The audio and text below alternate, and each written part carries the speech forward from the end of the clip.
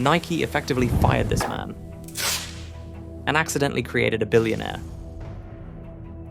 It was the single most expensive mistake in the history of sports business. But to understand the disaster, we have to go back to a rainy night in Beaverton, Oregon. Inside the boardroom, executives were looking at the numbers. They saw a 36-year-old athlete with bad knees. They saw a declining asset. So they showed him the door. They saved $10 million that day and handed their rivals the keys to the kingdom. For 2 decades, their partnership was the gold standard, a perfect marriage of dominance and style. But even legends cannot stop the clock. Roger Federer was 36. The end was drawing near. Nike paid him $10 million a year to wear the famous swoosh. But Roger wanted a partnership that would last forever. And Nike would only pay him while he was still active. Nike looked at the numbers, and they simply told him no. They believed the aging icon had nowhere else to turn. They even held his RF logo in a vault for 2 full years. They kept his brand hostage and showed him the exit door. It was an act of corporate hubris that changed the sport. Because they forgot that Roger was more than an athlete. He was a global monument to consistency and elegance. Enter Uniqlo, a Japanese retail giant with deep pockets. Uniqlo does not sell sportswear. They sell life essentials. They were desperate to expand into Western markets. And Roger Federer was the perfect ambassador to do it. He speaks English, French, and German with total fluency. He is trusted by Rolex. He is the face of Mercedes-Benz. He is the human equivalent of a Swiss bank account. Safe, exclusive, prestigious. Uniqlo didn't care about his backhand. They bought his elegance. Uniqlo placed a contract on the table that Nike refused. $300 million, guaranteed for 10 years. And crucially, there was absolutely no retirement clause. Roger will retire from tennis, but not from life, they said. He signed the deal and left the Nike legacy behind him. But there was a unique detail in this new Uniqlo contract. Uniqlo makes cashmere sweaters, but they do not make shoes. For the first time in decades, Roger's feet were free. He could have signed with Adidas.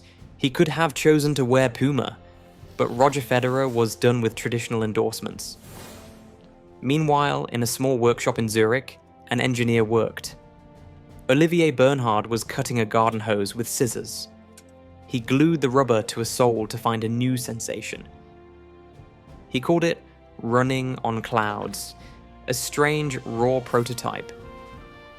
Years earlier, he pitched this garden hose idea to Nike, and the executives at Nike laughed him out of the room.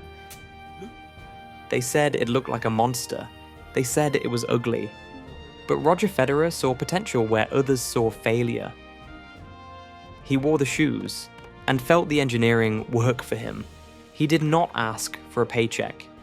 He asked for a participation. Roger put his own fortune on the line.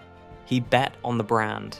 He invested money and time to become a true partner. He was no longer an employee.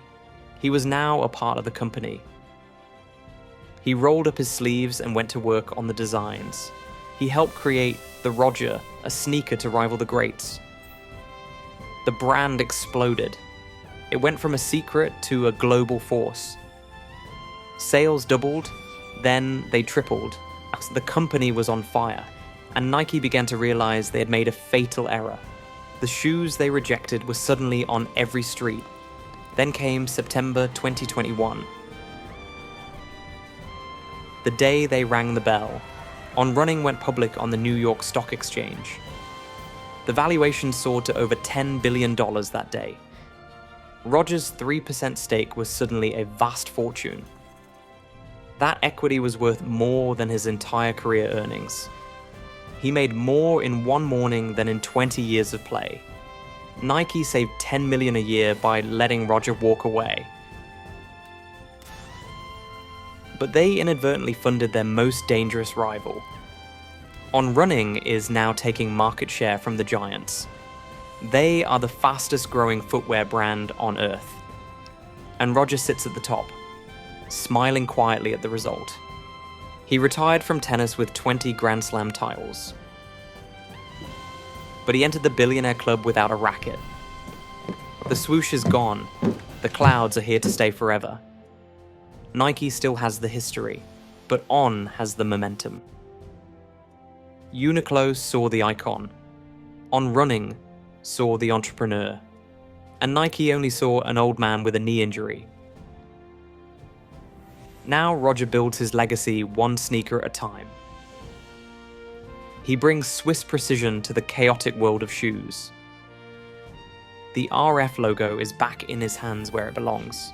The vault is open, and the brand is stronger than ever. The garden hose became gold, the risk became the reward, and the decline that Nike predicted never came to pass. You are looking at a win, a victory over the system that said he was finished. A victory for every athlete who wants to own their name.